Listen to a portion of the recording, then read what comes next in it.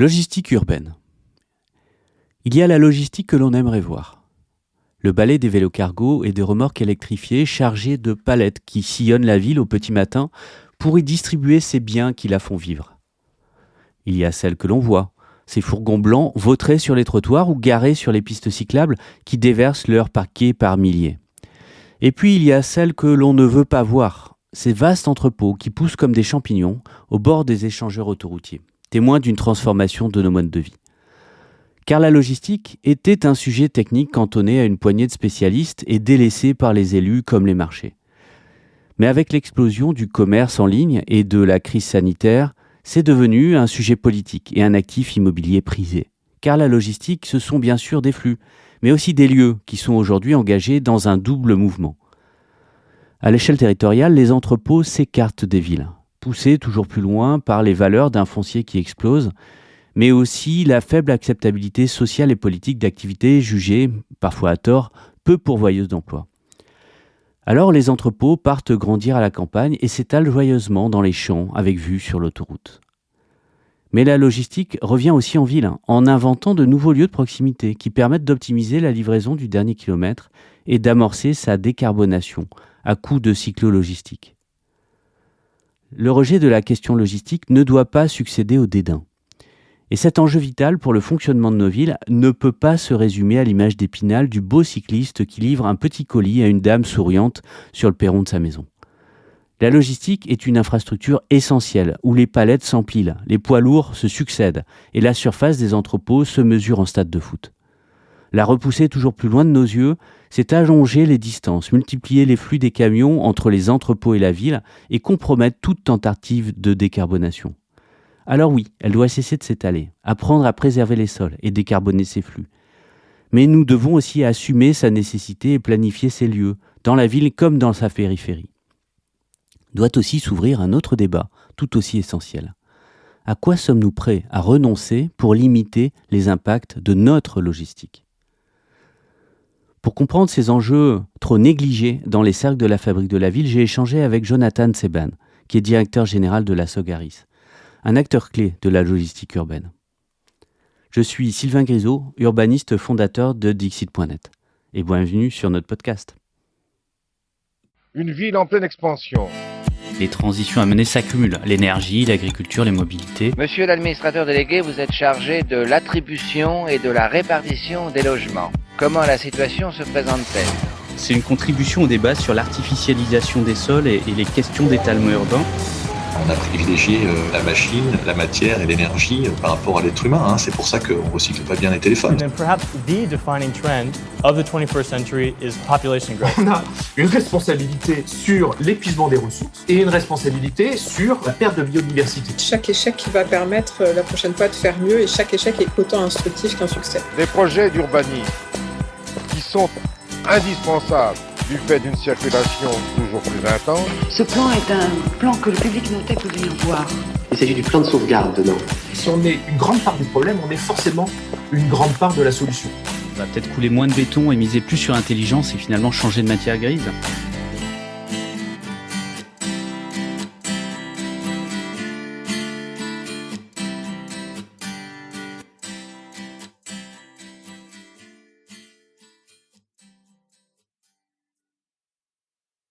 Jonathan Seban, bonjour. Bonjour. Jonathan, tu es directeur général de la Sogaris. Alors la Sogaris, c'est un acteur un peu particulier. C'est un acteur clé de la logistique urbaine. C'est cette facette vitale du fonctionnement de la ville dont, à mon avis, on parle pas assez. Mais peut-être que tu pourrais commencer par nous expliquer ce que c'est que la Sogaris et ce que fait la Sogaris. Alors la Sogaris, c'est une société historique. Une société un peu particulière, même si ça ne dit pas tout d'elle, puisque c'est en effet une société privée à capitaux majoritairement publics, donc ce qu'on appelle une société de l'économie mixte. C'est une société qui est aujourd'hui fondamentalement une foncière développeur, c'est-à-dire que nous développons, nous assurons y compris la maîtrise d'ouvrage de nos opérations, nous les conservons en patrimoine. On assure ce qu'on appelle la valorisation, l'asset management, et ensuite la gestion directe, notamment la relation avec l'ensemble de nos clients, qu'on appelle le property management. Sogaris, c'est aujourd'hui une société qui a un patrimoine d'à peu près 1,2 milliard, un peu plus de 800 000 mètres carrés, principalement localisée sur le Grand Paris, mais elle est aussi présente à Lyon et à Marseille. Je disais que c'était une société historique, et c'est pas inintéressant d'ailleurs de faire ce petit détour par le passé, puisque donc Sogaris a été fondée il y a à peu près 60 ans. À la base, c'était non pas une société immobilière, mais c'était une société d'exploitation logistique qui avait été notamment basée à Rungis, à l'époque où finalement la grande novation était le développement de grandes plateformes logistiques, liées notamment à des conditions d'exploitation assez particulières, puisque le train arrivait là-bas, les camions arrivaient là-bas et étaient finalement déchargés et rechargés de manière extrêmement optimisée. Et on estimait qu'il était très très important de pouvoir faire ça dans une plateforme pas si loin de Paris, puisque dans les années 60, d'aucuns considéraient notamment qu'on ne circulait plus très très bien à Paris déjà. Donc on a créé Sogaris au sud, on a créé sa sœur jumelle Gare au nord, on y reviendra aussi, puisque le destin de ces deux entreprises aura été extrêmement divergent, et il illustre peut-être la complexité d'ailleurs de ce qu'est aujourd'hui la logistique. Et donc pour en revenir à Sogaris, cette belle idée malheureusement s'est confrontée au mur de la réalité, puisque assez rapidement les transporteurs ont réussi à contourner la plateforme, et donc la société a quasiment fait faillite. On lui a retiré les terrains qui étaient dévolus à son développement originel pour y installer le marché d'intérêt national, qui a déménagé de Paris au même moment. Et puis Sogaris a progressivement délaissé son activité d'exploitation. Elle l'a conservée jusqu'à il y a encore très peu de temps. On l'a fait évoluer d'ailleurs. Mais elle a finalement décliné en la matière pour pouvoir se recentrer sur l'activité immobilière en valorisant ce qu'était, je le disais tout à l'heure, la novation et son expertise de l'époque, le développement de grandes plateformes. Et je pense qu'il faut quand même rendre hommage à l'intuition de celles et ceux qui m'ont précédé, puisque il y a toujours eu l'idée qu'il y avait sans doute un lien peut-être ténu auparavant, plus fort aujourd'hui, entre la ville et la logistique. Et que la force et la valeur ajoutée de Sogaris, au-delà de ce caractère public-privé, c'était de réussir à poser ces grandes plateformes logistiques proches des villes. Et donc c'est comme ça que, chemin faisant, une plateforme a été développée à Lyon, à Marseille, j'en parlais. On est d'ailleurs rattrapé aujourd'hui par le développement de la ville, c'est intéressant. Et puis en Île-de-France, à Roissy, à Créteil, avant de rentrer un peu plus directement dans la ville. Je dirais que c'est aussi l'évolution de la logistique urbaine qui nous y conduit aujourd'hui. On peut essayer justement évidemment la logistique sert la ville, mais de dire que la logistique est urbaine, et essayer de qualifier ça. C'est quoi la réalité? Donc là on vient de parler de lieux dont la Sogaris notamment est propriétaire et met à disposition d'opérateurs. C'est quoi ces flux? Par où ça passe? Qu'est-ce qu'il y a derrière le camion blanc qui est garé là avec les warnings sur le trottoir ou sur la piste cyclable? Qu'est-ce qui s'est passé avant qui permet aujourd'hui de parler d'une chaîne logistique dont une partie serait urbaine? Alors peut-être pour bien comprendre, et tu as raison d'insister là-dessus, il faut sans doute distinguer deux choses. Il y a les lieux, c'est-à-dire il y a l'immobilier, et il y a l'exploitation. Et donc l'exploitation, elle se caractérise en logistique par des choses assez claires. C'est que ce sont deux choses. D'abord, ce sont des activités à marge faible. Donc ça caractérise aussi très fortement la capacité d'investissement des acteurs, c'est important. Et c'est deuxièmement un secteur d'activité qui est très atomisé. Il y a des très grands comptes, la Poste par exemple. Et puis il y a en fait énormément d'acteurs qui travaillent pour leur propre compte, qui ont parfois 1 ou 2 clients, quelques salariés à peine, donc des capacités d'investissement et d'action qui sont très réduites. Et c'est eux en bonne partie d'ailleurs qui font la ville. La logistique en ville, pour y revenir, c'est donc un croisement de l'ensemble de ces secteurs d'action. Donc on va avoir typiquement les artisans, qui sont des grands utilisateurs de logistique. Il faut savoir que beaucoup d'artisans à Paris, leur entrepôt, c'est quoi? C'est justement leur camion qui est stationné sur une place de livraison idéalement et qui reste là toute la journée. Ils n'ont pas trop le choix de faire autrement. Il y a beaucoup d'acteurs, on appelle les comptes propres, donc qui vont travailler pour leur propre compte, qui vont venir acheminer des marchandises.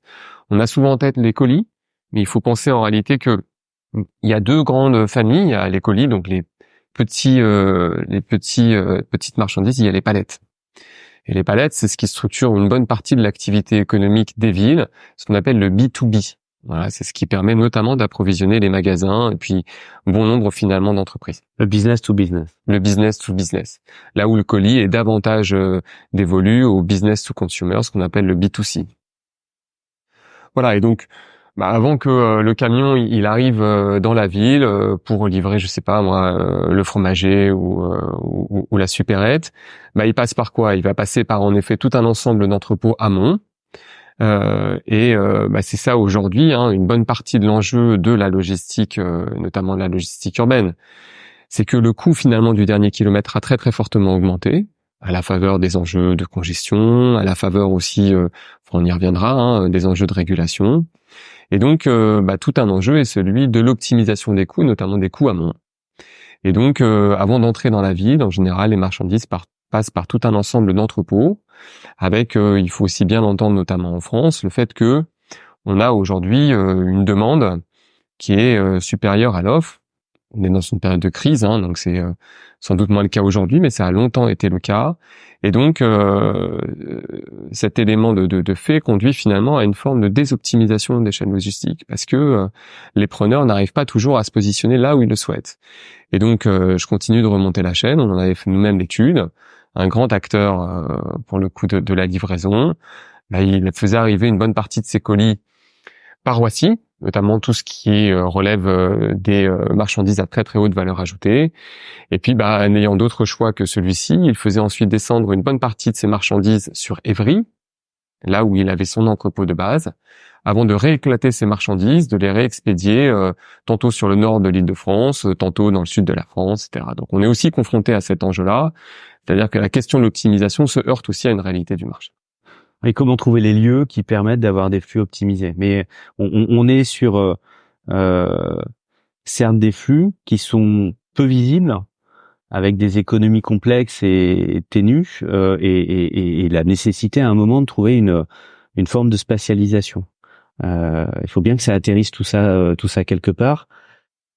C'est quand même étonnant de se dire qu'on est sur des sujets éminemment essentiels, éminemment vitaux, personne n'en débat, etc. Bien au-delà de la visibilité de la livraison aux particuliers, au porte-à-porte ou du e-commerce, c'est bien la vie quotidienne de nos villes qui est concernée, des chantiers de construction à l'épicerie du quartier, et en même temps, c'est pas vraiment un sujet de discussion. Aujourd'hui, c'est un sujet qui est cantonné à un cercle professionnel dans une forme de peut-être moins d'opacité que de désintérêt collectif pour ces choses absolument essentielles. Comment ça pourquoi tout ça pourquoi est-ce qu'on s'en préoccupe pas? Alors on s'en préoccupe peut-être de plus en plus. Moi je dirais que le transport de personnes, il est passé progressivement d'une dimension technique à une dimension politique. Pendant très longtemps, les transports en commun, la question finalement, elle était l'apanage des ingénieurs. Et le sujet, c'est de se dire, je mets quoi? Un TCSP, un tramway, un métro, c'est ça au fond. Et puis progressivement, le sujet est passé dans le débat public, au sens où on a compris que les transports en commun, c'était les transports du quotidien, c'était l'accès à l'emploi, c'était le désenclavement d'un certain nombre d'espaces d'habitation, etc. Et donc, on a pris le sujet dans sa complexité et donc on en a fait une vraie question de politique publique. Je pense que c'est aussi ce que vit aujourd'hui la logistique, et notamment la logistique urbaine, qui touche directement aux politiques publiques des villes. Parce que pendant très longtemps, on est resté justement dans un pur sujet technique. Comment je réduis mes flux, comment je fais pour empêcher les camions de circuler à cet endroit-là, etc. Et puis, de plus en plus, c'est clairement en 2020 et la crise sanitaire et le confinement et tout ça aura joué, je vais y revenir.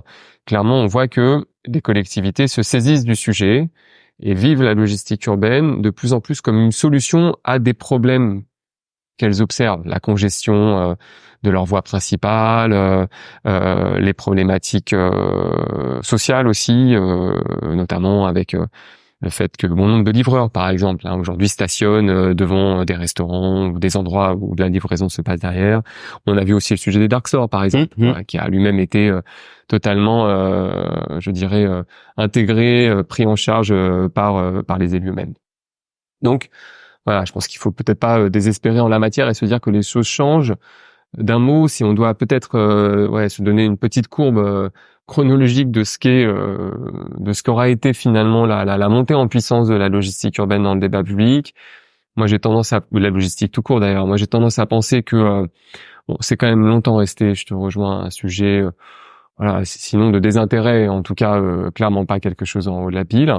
Que ce soit d'ailleurs à la fois en termes de politique publique, ou que ce soit aussi en termes de marché, c'est-à-dire pour les investisseurs, la logistique en France était globalement une classe d'actifs extrêmement marginale, d'ailleurs caractérisée par des loyers qui sont restés très stables, donc une visibilité finalement assez faible sur ce que pouvaient être des évolutions souhaitables ou possibles du secteur.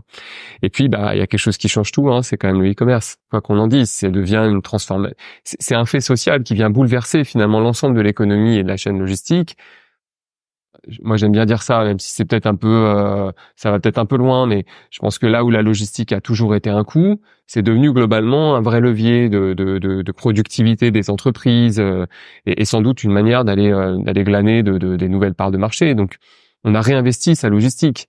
Et réinvestir sa logistique, c'est rechercher des lieux, c'est automatiser des entrepôts, etc. Ce qui a créé du coup des effets spatiaux importants. Mais clairement, le e-commerce a fait, je dirais que il a positionné la logistique sur la carte. Il en a refait un sujet d'intérêt. Et puis la montée en puissance, avec notamment 2017, on voit notamment sur les volumes d'investissement, les choses changent. La nature des loyers, les loyers recommencent à augmenter en France. Évidemment que 2020, c'est un élément absolument majeur. Le confinement a rendu visible cette activité de l'approvisionnement et la distribution. Il a aussi très très largement déculpabilisé bon nombre de personnes sur la problématique de la livraison, qui est devenue une pratique de consommation parmi d'autres, ce qui n'était pas forcément le cas avant. Et de fait, aujourd'hui, comme je te le disais, je pense que la logistique devient un sujet finalement de plus en plus pris par le col, par notamment les collectivités et les élus. Alors d'autant plus qu'il y a des enjeux, des évolutions, des mutations ou des mutations nécessaires face aux enjeux. Et j'aimerais un peu tu nous dises un peu toi ce que tu sens déjà, ce que tu vois venir pour les prochaines années. On a évidemment des enjeux, puisqu'on parle de mobilité, des enjeux de décarbonation. On s'est dit que c'est des flux qui nécessitent des lieux, ça pose donc des questions de spatialisation. À un moment où à la fois le foncier urbain est complexe et le foncier périphérique, en tout cas le foncier agricole, on fait tout pour tenter de le protéger. Donc beaucoup de les questions d'occupation d'espace public, d'occupation du trottoir, de pacification de la circulation en ville, etc., etc. Beaucoup d'enjeux, des mutations en cours. Quels sont les grands mouvements là qui sont engagés aujourd'hui pour le secteur de la logistique? Moi, j'aime bien structurer finalement le raisonnement autour de trois grands axes qui, à mon avis, sont on va dire les trois grands leviers de transformation à la fois des villes, mais qui de fait ont un impact très très fort sur nous, sur le monde de la logistique. Le premier, c'est évidemment le défi climatique. Le défi climatique, il conduit à ce que les villes régulent davantage. Voilà, et on sait, on a un sujet aujourd'hui qui est notamment la mise en place des zones à faible émission. Alors en France, c'est effectivement un débat et elles sont pas encore vraiment là, notamment elles sont pas effectives. Et même quand elles le seront, finalement, elles toucheront que de manière, on va dire marginale, mais en tout cas, elles toucheront définitivement pas l'ensemble des acteurs de la logistique. Quand on voit ce qui se passe à l'étranger, à Londres par exemple, dans bon nombre de grandes villes européennes, globalement, les zones à faible émission conduisent les acteurs à fonctionner différemment. Voilà. Notamment sur ce dernier kilomètre. Absolument. Voilà, ça va, je dirais, encourager un peu plus à la fois la transition écologique des flottes, C'est quand même un élément essentiel. Donc électrification, vélo, etc. Si Ouais, on dit. tout à fait. Alors si on doit se dire deux mots sur la question des flottes, parce que la mobilité, c'est quoi? Si on reprend l'ensemble du secteur de la logistique, immobilier plus mobilité, c'est à peu près 95% des émissions de carbone. Donc c'est dantesque. Et si même et là je ne parle que des flottes routières. Donc il y a plusieurs choses. Il y a à la fois la question ce que nous on appelle le mix. Il faut un mix carbone d'une certaine manière de ces flottes qui soit beaucoup plus vertueux qu'aujourd'hui. Donc, la transition technologique vers en effet des motorisations qui soient plus propres. On pense aujourd'hui beaucoup à l'électrification. Je pense que c'est acquis pour ce qu'on appelle les VUL, les véhicules utilitaires. Le débat, il est encore là pour notamment les poids lourds. Pourquoi? Parce qu'il n'y a pas de technologie finalement très mature et très claire. Parce que même ceux qui se sont lancés dans le camion électrique, malheureusement, ont dû renoncer. On a notamment Volta Trucks qui a déposé le bilan il y a 6 mois, alors qu'ils étaient quand même très très bien positionnés. Ça en dit long. Il y a d'autres options, le gaz. Mais le gaz, il dit pas tout. Il reste encore carboné. Il y a on pense aujourd'hui au biocarburant. Est-ce qu'on sera vraiment capable de faire suffisamment de biocarburant? C'est une question. Il y a l'hydrogène, mais l'hydrogène reste sans doute une perspective de très long terme. Donc voilà une question sur la motorisation des PL qui est quand même un vrai sujet, et les ZFE, on l'espère en tout cas, aideront finalement à prendre des positions. On en parlait avec notamment il y a peu Laetitia Dablan qui dirige la chaire Logistic City que nous avons participé à cofonder. Globalement, au niveau européen, il n'y a pas de position claire sur la question. Donc à ça, le mix énergétique, c'est en effet de faire en sorte que, le mix carbone, c'est de faire en sorte que le dernier kilomètre puisse s'opérer de manière beaucoup plus douce. Et donc, pour le coup, la cyclo-logistique prend son essor. Ça, c'est clair. On voit aujourd'hui que quand on développe un bâtiment de logistique urbaine en ville, il faut prévoir des emplacements pour les véhicules légers, mais il faut aussi prévoir des emplacements pour les vélos. C'est acquis. C'est rentré dans les mœurs. Donc ça, c'est très bien. Et puis, il y a un dernier point, c'est l'intermodalité. Et l'intermodalité, c'est quoi? C'est beaucoup aujourd'hui d'initiatives sur le fleuve, qui globalement apparaît comme une manière la plus simple d'appréhender une alternative à la route, beaucoup plus compliquée sur le fer. Même on s'y essaye, mais c'est difficile. Vous imaginez que la logistique ferrée, c'est à peine 10% des tonnages transportés en France, là où la moyenne européenne, elle est autour de 17%. Donc on a énormément de retard, notamment lié au choix du gestionnaire de réseau et à la priorité donnée au transport en commun et à la modernisation des infrastructures ferroviaires. Donc ça va être très compliqué pour le faire. Bon voilà, en gros, si on doit se donner un état des lieux sur la question de la mobilité, donc ça c'est à mon sens le premier sujet qui est la réponse aux défis climatiques. Il y a un deuxième enjeu qui est celui de la digitalisation des échanges. Donc je l'ai dit, le e-commerce c'est quelque chose qui a fortement progressé. On ne sait pas tellement où ça va aller. Il faut s'imaginer que dans les pays asiatiques, le e-commerce peut représenter jusqu'à 40% du commerce de détail. On est plutôt autour de 25%, 20-30% en Grande-Bretagne, et en France on est autour de 14%. Ça a même reculé en 2023. J'ai peine à penser qu'on en reste là. Je pense qu'on est plutôt dans une progression. On voit que les jeunes générations maîtrisent beaucoup plus les outils numériques que nous, mine de rien. L'intelligence artificielle va aussi d'une certaine manière encourager encore plus, heureusement ou malheureusement, j'ai pas de jugement, mais en tout cas les grandes marques et les commerçants à utiliser l'outil digital. Donc la digitalisation a un impact très important et on ne sait pas encore vraiment la calibrer. Il y a un troisième sujet qui est celui de la métropolisation. Et la métropolisation, ça pose la question des lieux, ce que tu disais tout à l'heure, c'est-à-dire faire le dernier kilomètre, oui, mais comment? Alors, sans dire qu'il y a des réponses toutes faites, je dirais que ma conviction personnelle, c'est celle du réseau de sites. C'est-à-dire que qu'est-ce que l'on observe depuis maintenant à peu près 10 ans, on l'a un peu documenté et c'est encore plus visible aux États-Unis. On a un double mouvement d'une certaine manière. On a un mouvement qui est celui de l'éloignement des entrepôts. Ça, c'est très clair. Ce que d'ailleurs l'IFSTAR, le laboratoire de recherche, a qualifié de desserrement logistique. On n'a pas beaucoup de données, malheureusement on en manque cruellement en logistique, mais entre 2002 et 2012, à Paris, on estime que, dans le Grand Paris, les entrepôts ont reculé d'à peu près 3,6 km. Donc c'est important en fait, ça fait des flux supplémentaires, et quand on regarde aux États-Unis, c'est pire encore. Donc cette question de la métropolisation, d'une certaine manière, elle crée, on le sait, une compétition sur le foncier, et la logistique fait clairement pas partie des bâtiments qui aujourd'hui sont privilégiés dans leur manière d'être positionnés dans les cœurs d'agglomération, donc ils reculent. Et ils reculent d'autant plus par ailleurs que les besoins, notamment des utilisateurs, font apparaître l'intérêt pour des entrepôts de plus en plus grands. Voilà, donc c'est aussi ça. On a une course au gigantisme qui s'est notamment très bien caractérisée au cours des 20 dernières années. Avant, un grand bâtiment, c'était 50 000 mètres carrés, et puis maintenant on dépasse allègrement les 100 000 mètres carrés. Il y a un bâtiment de plus de 200 000 mètres carrés qui s'est monté dans la banlieue de Liège, pour notamment un grand acteur du e-commerce chinois. Donc c'est ça aussi le point. Donc le recul. Donc ce recul, pour bien insister sur ce point-là, un éloignement des lieux de la logistique. Alors on dit que justement on a une intensification, mais tu vas y venir après, la consommation via le e-commerce. On a un éloignement qui est lié à deux facteurs. À la fois finalement une forme de gentrification par l'augmentation des valeurs. On pousse un peu plus loin, toujours plus loin finalement la logistique qui peut pas se payer la proximité dans les métropoles qui voient les prix augmenter, et on est repoussé par des zones commerciales, du tertiaire, du logement, etc.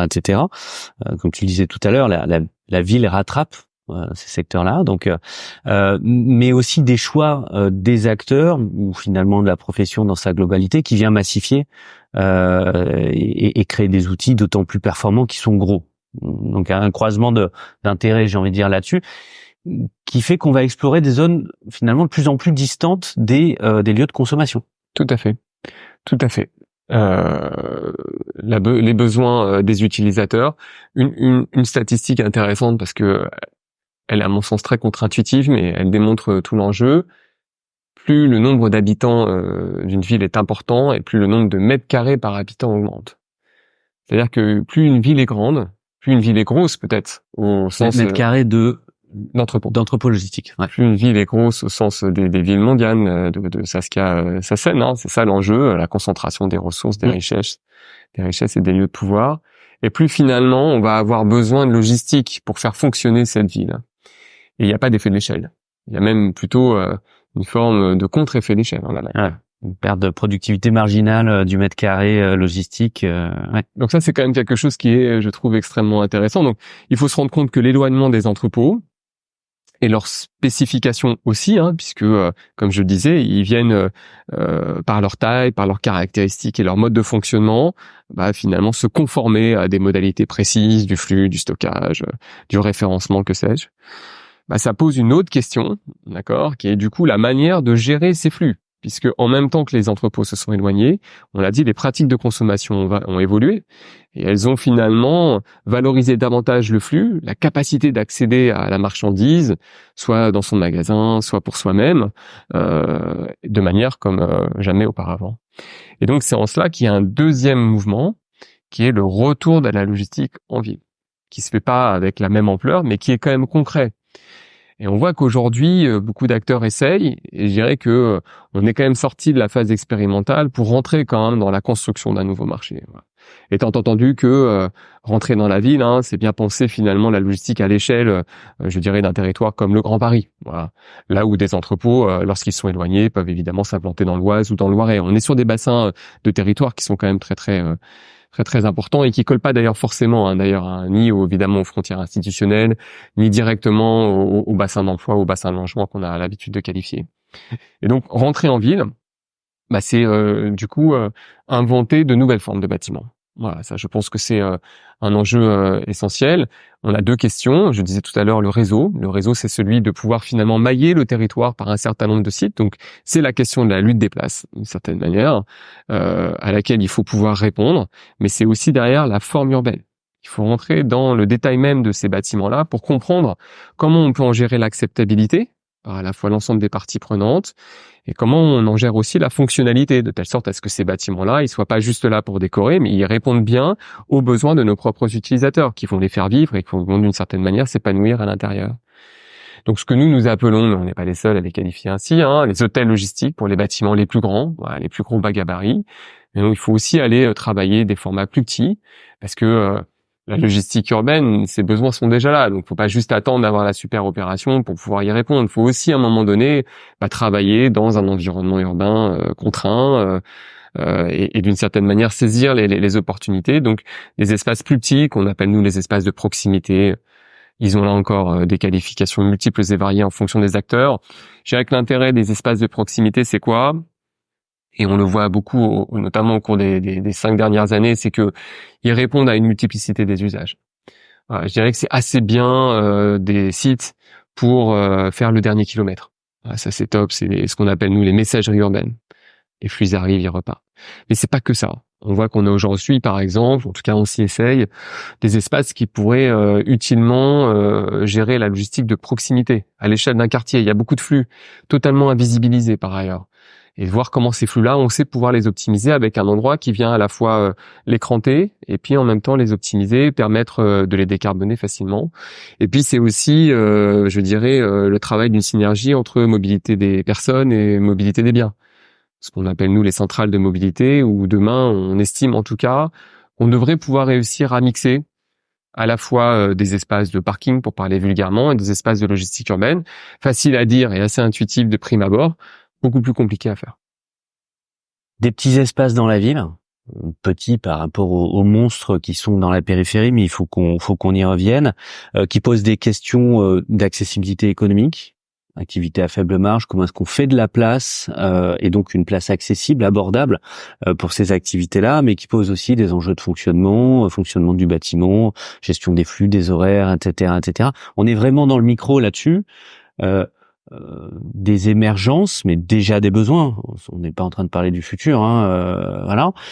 Sur le macro et sur la grande claque, c'est vraiment intéressant de constater que on a cette mise à l'écart, mais aussi une prise de distance, avec donc des enjeux derrière de flux qui sont évidemment importants, mais aussi des enjeux de place là-dessus, puisqu'on est en train de parler à la fois de territoire sur lequel on essaie d'épargner les sols agricoles, et on sait bien que ces grandes plateformes ont tendance à aller au plus simple, comme tout usage par ailleurs, et donc le sol agricole c'est quand même le plus pratique.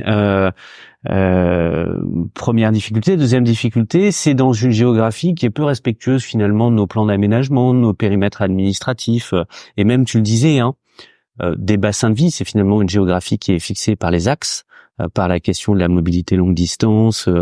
Voilà. Comment est-ce que tout ça se coordonne? Comment est-ce qu'il y a une forme de cohérence donnée à ces lieux-là, à ces implantations? Est-ce que ou est-ce que c'est vraiment la jungle qu'on a l'impression que c'est?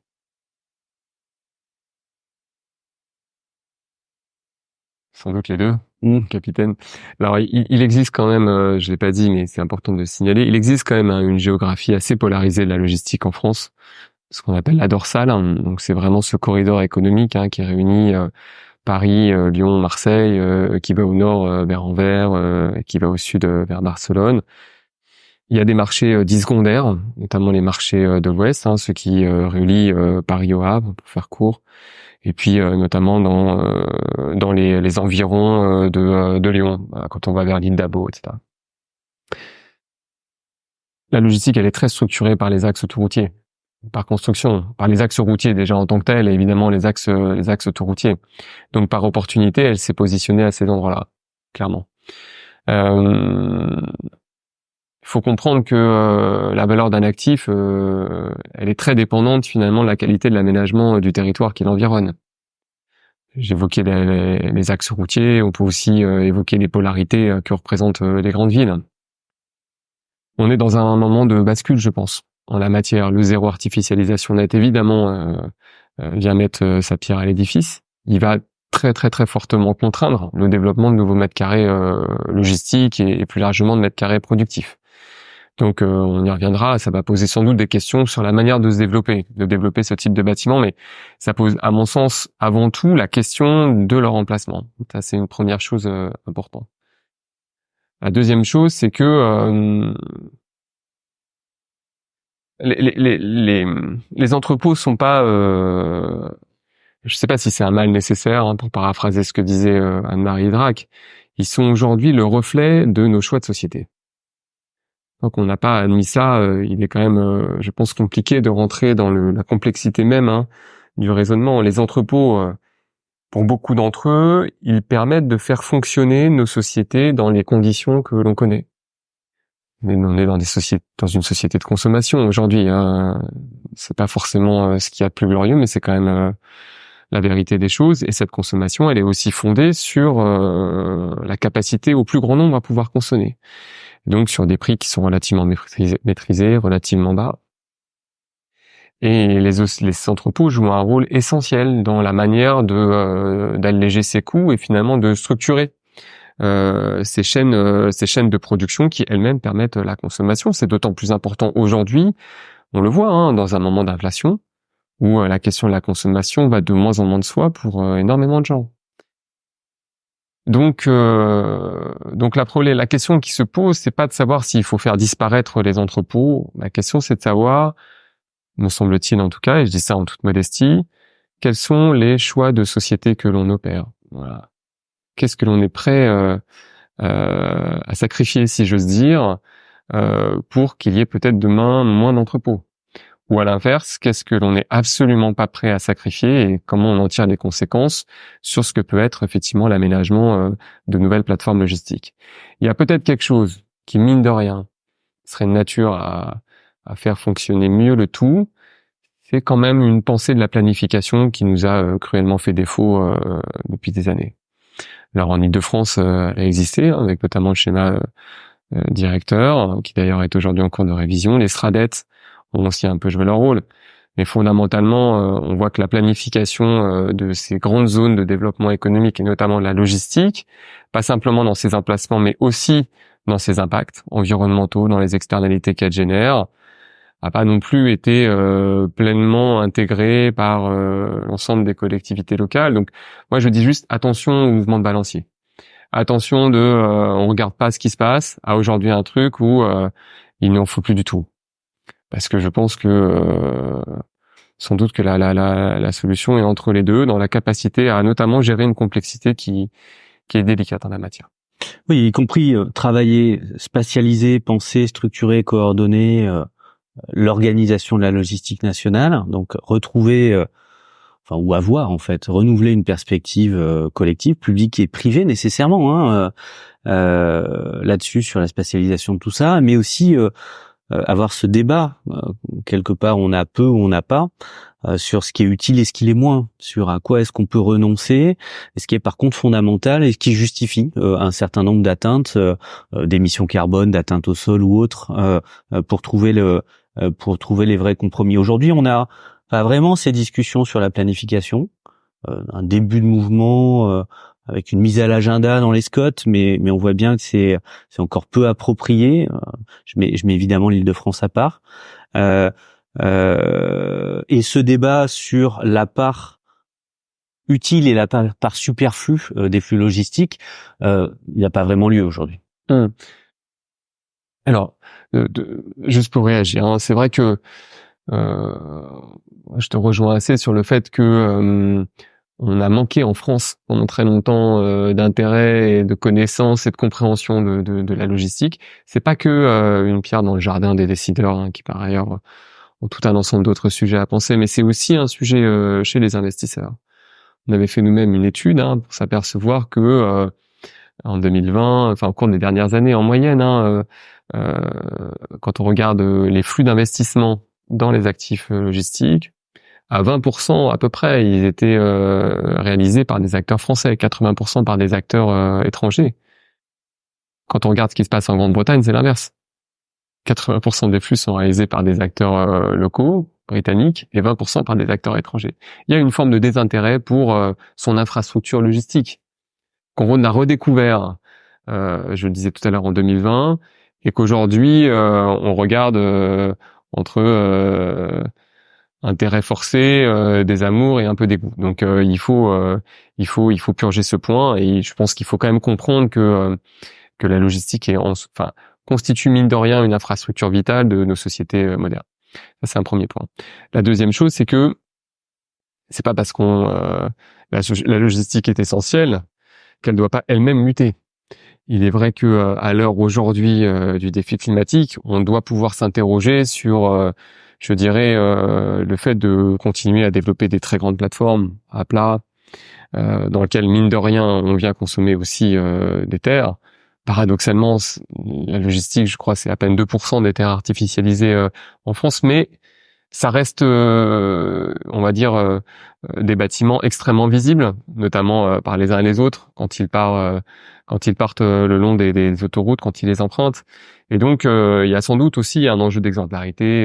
Et c'est une part importante des dynamiques de la dynamique de consommation des dernières années. Donc, il faut pas non plus considérer, enfin, il faut pas moraliser inutilement ce débat. Tout le monde a un rôle à faire. Par ailleurs, Afilog, qui représente les acteurs justement du secteur de l'immobilier logistique, poussent beaucoup aujourd'hui pour l'évolution des pratiques.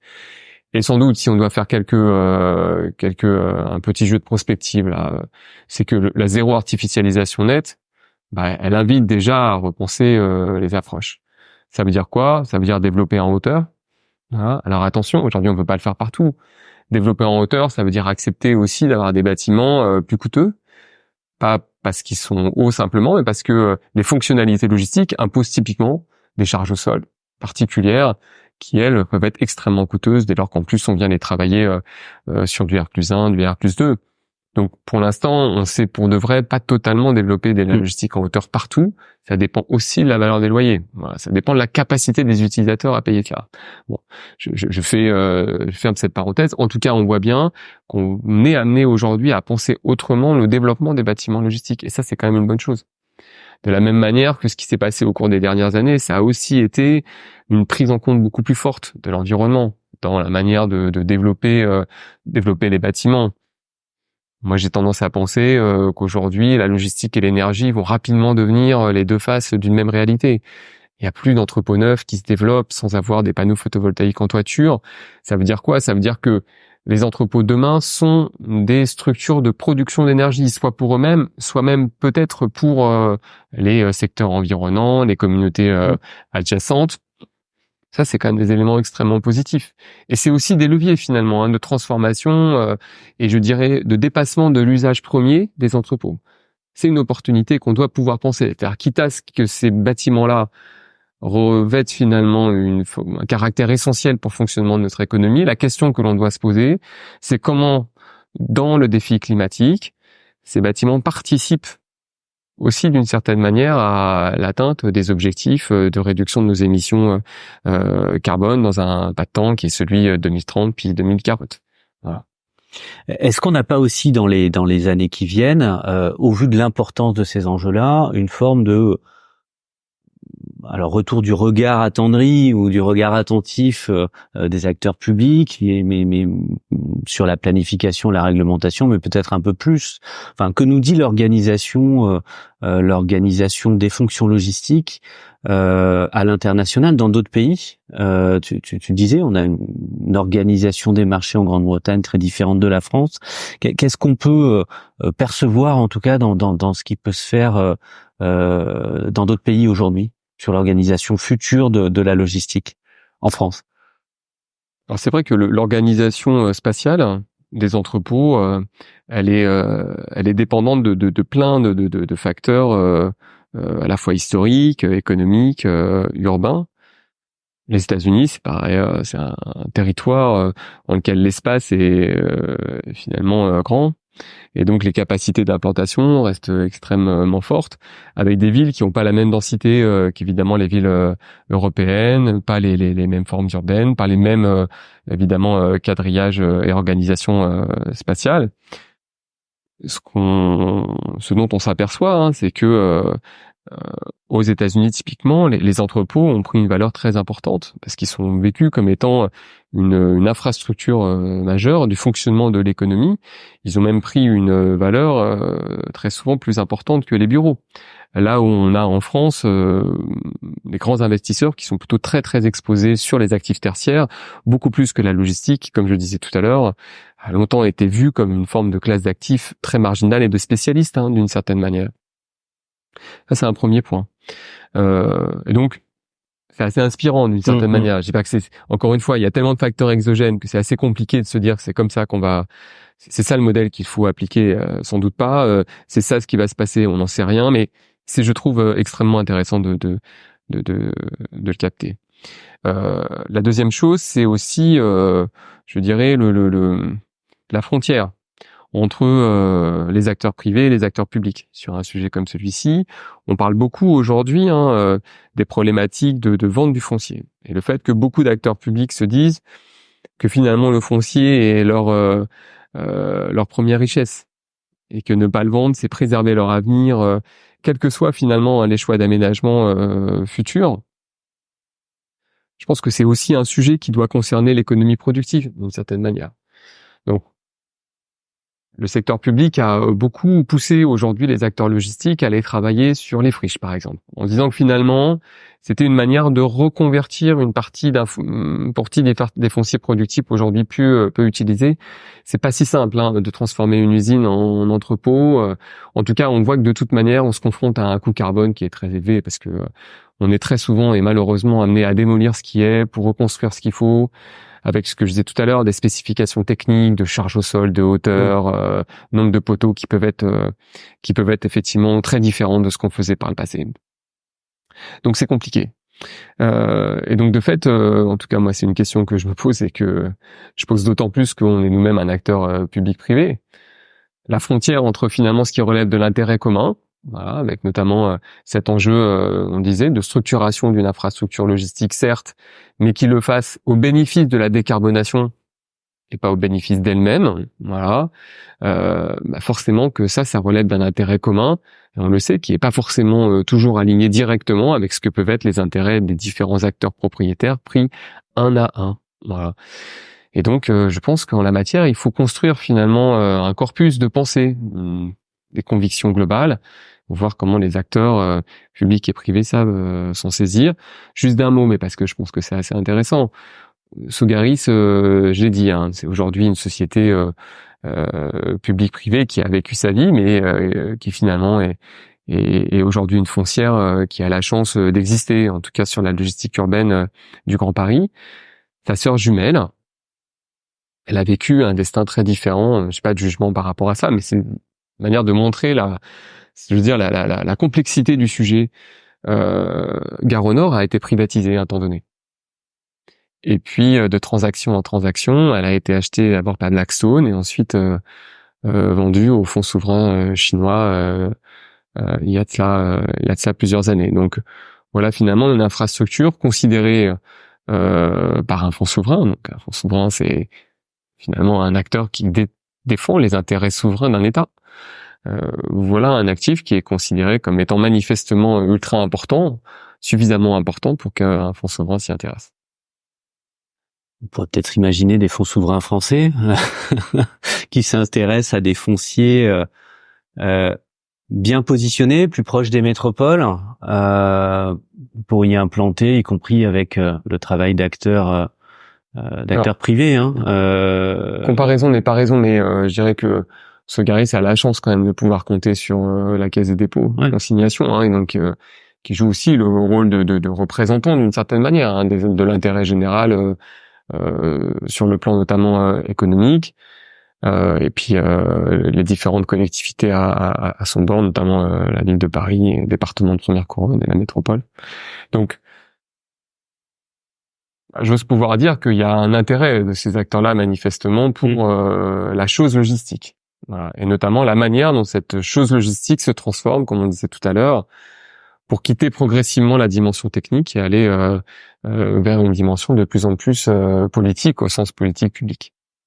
Et redevient un objet politique. Et on voit bien qu'en termes de levier et d'outils, on retrouve la question foncière, une fois de plus, comme étant un moyen d'action important pour agir sur les différentes facettes de la ville. Alors, je doute on fera pas de toute manière le tour de la question. On prendra d'autres occasions pour approfondir ces différents sujets, rien qu'entre cette partie macro de la spatialisation et de la géographie finalement de la logistique, des lieux et des flux. Il y aurait à y passer du temps, mais sur cette question de l'implantation dans la ville aussi, de ces micro-lieux de la logistique, il y a des perspectives passionnantes et il y a on prendra le temps d'en parler aussi. Beaucoup d'expérimentations, beaucoup de lieux qui ont été créés par la Sogaris et qui sera intéressant d'approfondir. Pour faire un break en tout cas sur cette conversation qui pourrait durer longtemps, est-ce que en termes d'ouverture, tu aurais des conseils de lecture ou autre pour les auditeurs qui auraient envie d'aller plus loin sur ce sujet parfois un peu mystérieux, en tout cas souvent trop discret? Alors pour parler, un conseil de lecture sur la logistique stricto sensu, ou un conseil de lecture plus large, ou un conseil de lecture plus large, peu importe. Moi j'aime pouvoir aujourd'hui, alors je suis très adepte des romans, hein, pour être très honnête, que ça nous ouvre l'esprit et ça nous aide à penser le réel, différemment des essais d'une certaine manière, parce que ça nous laisse cette marge d'interprétation qui nous est très positive. Je suis assez fan, moi, des bouquins de science-fiction. Du coup, j'en signe deux, donc pas un seul. Un acteur étranger que tout le monde connaît sans doute, c'est Isaac Asimov, et notamment sa saga Fondation, parce que Fondation, c'est, je trouve, une excellente manière de comprendre les mécanismes de gouvernance et de complexité qui peuvent régir justement la ville. Donc moi, j'aime beaucoup ça pour ça. Donc voilà, et si je devais en citer un deuxième, c'est Métro 2033 Paris de Pierre Bordage, donc qui est une dystopie absolument terrible mais extrêmement intéressante sur un monde futuriste où tout le monde vivrait dans les souterrains du métro.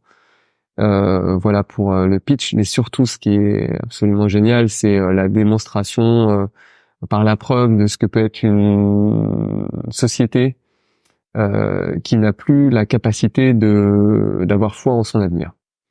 Et je pense qu'aujourd'hui c'est important, sur tous les sujets dont on parle, qu'il s'agisse de logistique, etc., il faut garder la foi dans notre capacité à faire mieux dès aujourd'hui que ce qu'on faisait par le passé. Évidemment que la question climatique nous y invite, clairement, mais pas que. Enfin, je pense qu'il y a un enjeu de dépassement, et notamment de la recherche d'un intérêt commun qu'il faut absolument, sur lequel il faut être sincère, y compris dans ce que l'on fait et quoi que l'on fait. Et Métro 2033 démontre, pour ceux qui en doutaient encore, à quel point c'est absolument indispensable dans tout ce que nous faisons au quotidien. Jonathan Sevan, merci pour cet échange et à bientôt.